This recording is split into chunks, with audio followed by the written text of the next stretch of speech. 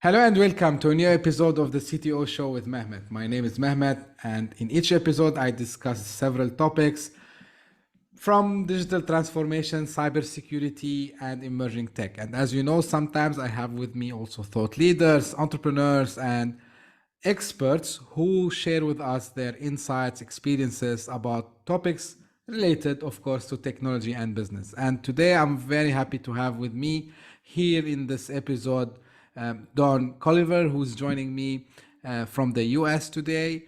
Don, can you just introduce yourself, what you do, and we can take it then from there? For sure. Mehmet, first, thank you for having me. Super great to be on the CTO show. And where are you? Where are you based? I'm in Dubai. Oh, cool. All right. Well, it's probably the middle of the night or something for you. It's morning time here in the San Francisco Bay Area. But thanks for having me. Yeah, what I do, I speak at technical trade shows, primarily cybersecurity. I'll be at RSA and Black Hat this year, and I pitched a talk at DEF CON. We'll see if it goes. But what I do is deliver marketing presentations, but I try to make technical things understandable to non-technical folks. And I also help technical folks engage with their technical content with non-technical folks. And day to day here in the peninsula south of San Francisco, I teach technical public speaking at Google. That's very cool. And actually, this topic, is very close to my heart because part of the things I used to do back is doing presentations for people who probably they don't understand tech. And the first thing, because when I was preparing for the episode, I did some research, and I found something very interesting about you, Don. Like you have a diverse background, from performing like Blue Man Group, presenting tech conferences. So, how do you think, your experience as like shaped, the way you can give the information and, this enhancement of the technical presentation in a way that, everyone can understand it? For sure. Well, yeah, as you say, I have a pretty diverse background. Kind of the thing that directly connects to what we're talking about is I was a clown. I was Wow. with the Blue Man Group for a short time. I was a host clown for a company called Spiegel World and a North American tour. I don't know if any of your audience has been to Vegas and seen Absinthe at Caesar's Palace. I was the host, but for a similar show in North America for that. And a lot of that world is being able to really be conscious of the audience and interact with the audience and understand where the audience is and what I need to do to keep the audience moving on a journey. And there's a huge amount of crossover to technical presentations. And what I've found when I'm working with developers and engineers and cybersecurity folks is there's no lack of passion. Like people are extremely passionate about their content, but when it comes to presenting it, they're almost ashamed of their passion. But ironically, that passion is exactly what is going to connect them to their audience if they get confident enough and clear away the blocks to kind of just present themselves and connect with their audiences in that way. And the other thing, when it turned, like, I hate to even use the word clown because it has a bad connotation here in the Yeah. States, at least. But I like to think of more of the concept as clown presence, being standing up there and being authentic and really authentically connecting with your audience. And the second half of that is your audience and being aware of who you're speaking to and kind of starting where they're at. That's a particular challenge for technical folks because they're in their world all day long. And then when they walk out to speak about it, they think everybody's kind of coming from where they're coming from. And shifting to that audience perspective is critical when delivering technical presentations. And I think you wrote a book about this, right, Don? The book Wing Transforming Public Speaking with Clown Presence. That's correct? Exactly right. Yep. Thank you for pitching my book, Mehmet. I appreciate it. But yeah, it gives some basic techniques, not even technical specific, more how to I come from a long Toastmasters background. I'm sure you have like 5 Toastmasters meetings within 10 miles of you over there. Uh, uh, there's a lot of focus in traditional public speaking on getting me, the medium, really nice, like clearing up my filler words, making sure my gestures are okay. But there's a lack of, how do I connect? How do I engage? I didn't see a lot of that. And so that's what I focus on in the book. Yeah. Um, like, of course, you talk in these big conferences like RSA, which is like, I think it starts after tomorrow, CS, Black Hat, and all these big conferences. Myself, sometimes being also from technical background, I sit in a presentation and, like I would be like just doing like this, say what this guy is doing. So, while on stage, what do you think are the most common mistakes you see presenters make at such events and how they can avoid that? Wow, that's a big question, Mehmet. But I think, as I kind of mentioned before, virtually all of these problems will be corrected if your presenters or your audience asks 3 questions before they build their presentations. 3 questions about the audience. I'm sure they know what they want to communicate. But first, who's going to be in that room? Meaning, what is their level of experience and expertise? Like, what kind of definitions do you need to give? How deep into the weeds can you go? So first question, who's going to be there? Second question, what exactly do you want that audience to do when they're done with your presentation? And kind of have that sentence as a yardstick or meter stick, if you will, for all of our European folks, and hold that up against every part of your presentation. And if it's not contributing directly for what you want your audience to do, that's a great reason to edit it out. And the last question is, what's in it for the audience? Why do they care? And that should be the most important thing. You should lead with that. Like, Mehmet, you have this problem. What I'm going to talk about is going to show you how to solve your problem, and coming from that perspective. So those 3 questions are going to solve a host of other problems in your technical presentation. And this is a very good point because I used to work as a pre-sales consultant and we were trained for this. How important is to structure? Because I see people do sometimes this mistake where they start pitching before understanding what the audience want, right? So how it's important to structure it in a way that, I mean, it will resonate with the audience. I mean, very important, the answer. Are you familiar, maybe your audience is familiar with Barbara Minto's pyramid principle? It's kind of a classic business writing thing. One of the things that she spoke about in her book was the SCQA introduction framework. And I'll briefly explain it. And I find that this also solves a ton of problems for folks that are launching in, just like you're saying, before getting the audience on their side for the journey. So SCQA stands for situation, complication, question, answer. So situation, you kind of start by getting your audience nodding, saying something non-controversial. Hey, folks, we all hate traffic, right? Just something to get everybody nodding along. Then you add a complication. But traffic makes us late. Am I right? So this is the problem.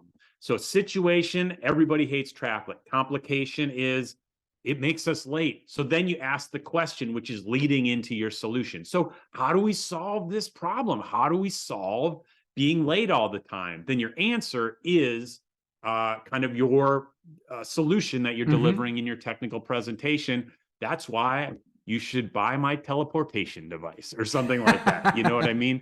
Yeah. So you're kind of starting where your audience is at, where they're nodding, saying what's the problem, which they also like, yep, that's a problem, I agree. And then you say, here's how we'll solve it.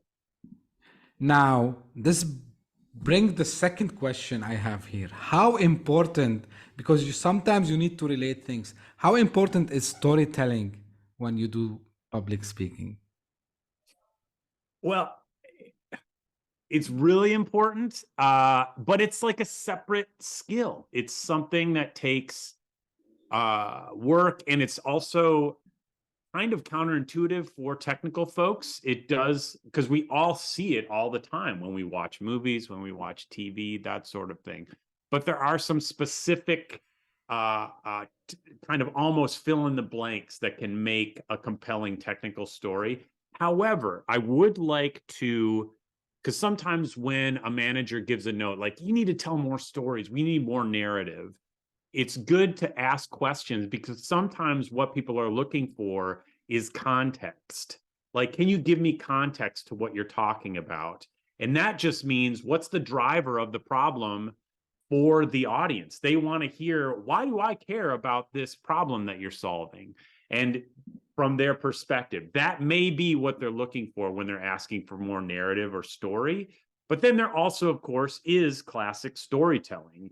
And there are a few, there's 4 primary things that your audience could do to quickly add a story. First, you find a relatable protagonist. This can be a customer, it can be a founder, some kind of protagonist where your audience is like, yeah, I get that. Then there should be some kind of high stakes problem. This protagonist had a ton of data, had no way to sort it. So that's the high stakes problem. So you have a relatable protagonist, a high stakes problem. Then, and this is the weird part for technical folks, you need to give setting. Talk about emotion and setting. This is what makes it a story. And we were really stressed. It was coming up into the end of the 4th quarter. It was fall outside. It was really cold. And there was a lot of pressure in the office. This feels really weird to add to a technical presentation, but it kind of adds to the story. It makes it a story. And then lastly, the last important thing for a story is there needs to be a conscious decision where the protagonist says, you know what? We're going to fix some kind of a filter and make this data make sense. So that's the conscious decision. The problem is not the story. The trauma is not the story. The decision is the story. Yeah, that's very insightful, Don, really. Now, I don't know how, but when I shifted roles, I used to sit on the customer side, if you want. I was like a sysadmin, kind of introvert, and all of a sudden I was thrown in front of like hundreds of people. I didn't face this, but when I talk to peers, at least in the tech industry, one of the things that they tell me is, like, we get so nervous when we are on the stage. Like, we are shivering. We don't know what to, we have the ideas, but all of a sudden we lose it, right?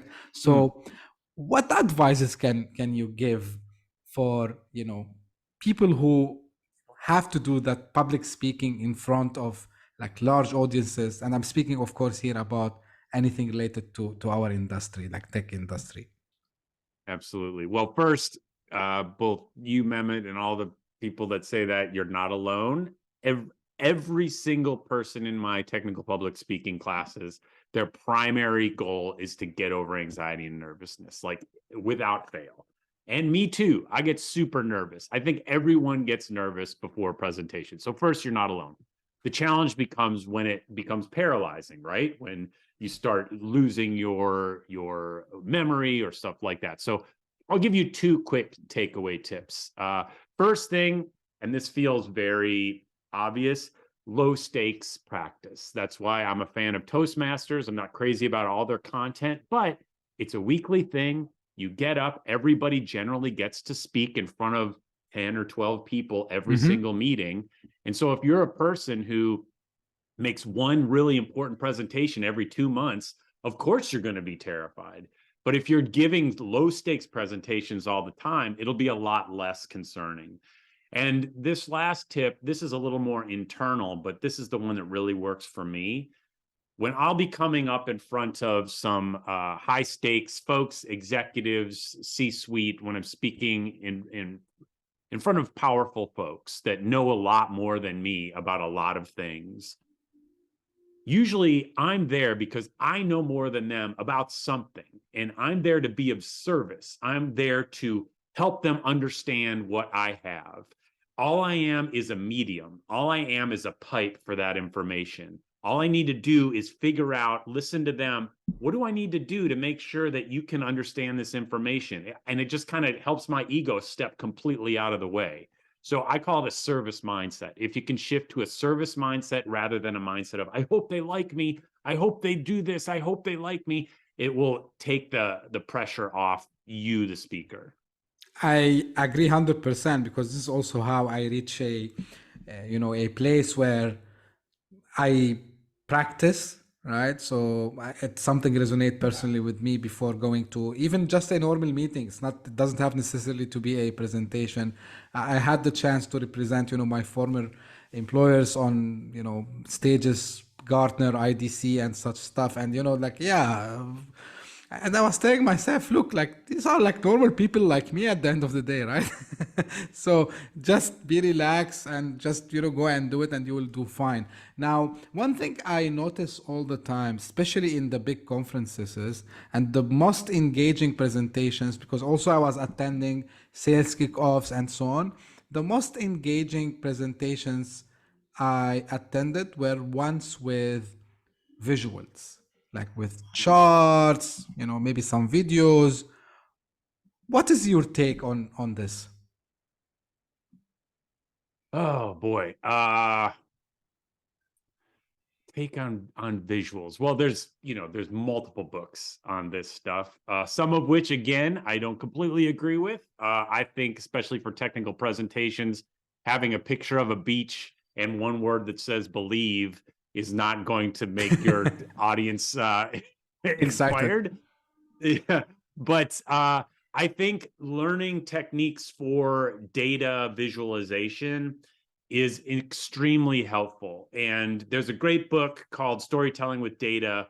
Last name of the author is Knafleck. And this seems to be kind of the current Bible of that world. Mm-hmm. Kind of the classic guy. His name is, what's his name? Tufte. Edward Tufte is kind of the godfather of this stuff. Mm-hmm. It's real deep. And if you have some data viz folks in your audience, I'm sure they're aware of Tufte. But for the less focused, I think storytelling with data is a great starting point. And I think the basic takeaway is do the work for your audience. Don't just dump all the data on screen and then expect your audience to like sort through it. You sort through it and put your results on screen. And that could mean having a chart and then having a big arrow with the title Mm-hmm. on the top saying your intended insight. But basically, if you put a chart up there with undigested data, that means your audience isn't listening to you for a while. All they're doing is like, okay, what is this? How can I find a different conclusion that he's trying to sell? Just take that entire dialogue away and give them your conclusion. I will go a question outside of what I have prepared here because you just mentioned this. What do you think about even not using a slide deck at all? Because I've seen people who do and talk to technical people without one single slide. Maybe they have just their names behind them, but they have this way of really catching the audiences. Like, what do you think about it? Oh, that's amazing. Oh man, it just reminds me there's this famous demo. It was a meetup in New York City. Shoot, maybe it's a Twilio demo. And the founder, he coded in real time an app, which then texted the entire audience in Wow. the room in real time. And you saw him building it and correcting his code on the screen. I think if like absolutely, if you can throw away your deck and get more engaged with the audience, what do you think you're going to remember? Like something that affects Mehmet in the audience in real time, or just sitting back and ingesting like I'm watching Netflix of some guy that I could easily have time shifted this and watched a video of it. Is there some way that you can make it present and happening in that moment? That's going to be the most memorable way to deliver your solution. Yeah, I agree with you, Don, actually. I have still like two questions for you for today. So I'm sure that many of the audience who would be watching or listening to this episode, they have, inside this aim to increase their visibility, whether inside their companies or maybe in the industry that they are in. How can delivering a compelling technical presentation, you think, help them achieve this? And what are the potential career benefits for someone who, I would say, master the technical presentation? Oh gosh, well, I should ask you, Mehmet. I mean, why do you have a podcast? Did you become a thought leader just by the nature of stepping into that world, you Okay. know? Thank you for saying this. Yeah. Yeah. Probably it should be a question for myself. But I always like to take, the opinion of an expert also as well, because I figured out quite long time back that being very good technically, being good in communication without, doing excellent presentation and catch the audience at, attention, it will keep a gap for you. And for me, one of the things, because I love to speak, this is matter of fact. And when I do presentations, I try as much as I can, especially when I was working in a pre-sales or technical consultant role, not to go deep dive in the technical aspects into more how this will benefit the business. So, and this then the whole thing behind the podcast actually, Don, is how we can go talk to business people who might or might not have enough knowledge about the technology itself, but we can deliver the message for them why this technology, it can increase your revenue, it can decrease your costs, blah blah blah, like this is the way I've seen it. And I think, I was pretty lucky to have the chance, as I told you, to do presentations for big customers in like major events, at least here in Dubai. And even sometimes I was doing it for other colleagues globally in sales kickoff events and so on. So yeah, this helped me a lot. Yeah, but as usual, I like to hear it also from the expert. This is why I ask you the question. Final question for you, before we finish.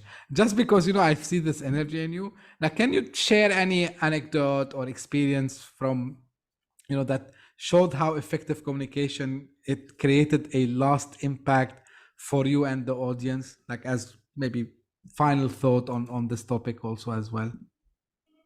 Uh, well, I could tell you a story from my clown days, where I kind of first had an insight as to what made an audience lean forward and pay attention. There's a classic terrifying exercise in clown presence work. It's called Save the Show. And that's where the class sits in the audience and the student is on stage behind a curtain. This teacher also sits in the audience. The task for the student is to enter the stage and make the audience laugh with absolutely no preparation. And the teacher has given the instruction to the audience, absolutely no pity laughter. You can't laugh because you feel bad for the person. You can only laugh if you legitimately are involuntarily made to laugh. So, needless to say, it's painful. Like I did it. I tried everything. Silence. Like I'm running around, I'm sweating, I'm going like this, I'm running into the wall, I'm pretending to fall down. They were hating me. Just silence, just pain. And in my brain, I'm panicking. What am I gonna do? Like, so I'm just like, it was hot, like my shirt was sticking to me. So finally, I stopped in the middle of the stage. I connected with myself. I looked in the eyes of in the audience and I said, what do you guys want? And that moment, everybody laughed. The moment I acknowledged the energy between us and I stopped focusing on me and I started focusing on what's between us, like that was the moment I connected. And that was the moment I was like, oh, it's not how good I am. It's how seen I am. It's how Mm-hmm. present I am. That's what makes me engaging. So it's a huge pressure. It takes a lot of pressure off because you don't have to be a perfect presenter. You just have to be a present presenter. That's spot on, I would say again, because no one can be a perfect presenter from day one, and maybe I'm giving this advice for people who they are just in the early stages is also of their career. But yeah, like I agree 100%. So Don, where just, I said the final, but final one, where people can learn more about you and maybe follow you. Sure. Well, first of all, if any of your audience wants a free exercise to build your engagement, I like to say the perfect presentation is kind of balanced between focusing on your content and focusing on connection with your audience. And if you want an exercise to work on that, just go to doncolliver.com/tech engage. Tech engage. They can get a free PDF for that. Otherwise, just go to winktechtalks.com. That's info about my class. And I'd love to just connect with folks on LinkedIn. That's primarily where I live. Great. I will share all these links in the episode description and Thank you. on the YouTube description as well. Well, Don, thank you very much for joining me today on this episode. It was really Thank you, engaging. Mehmet. Really engaging. And at the end, as usual, if you are watching this on YouTube, don't forget to subscribe to the channel. If you are listening this on your favorite podcasting platform, again, don't forget to subscribe. Tell your friends, tell your colleagues, as we are bringing guests, special guests in each episode from now on. And until we meet in the next time, thank you very much. And we'll be seeing each other's next time. Bye-bye.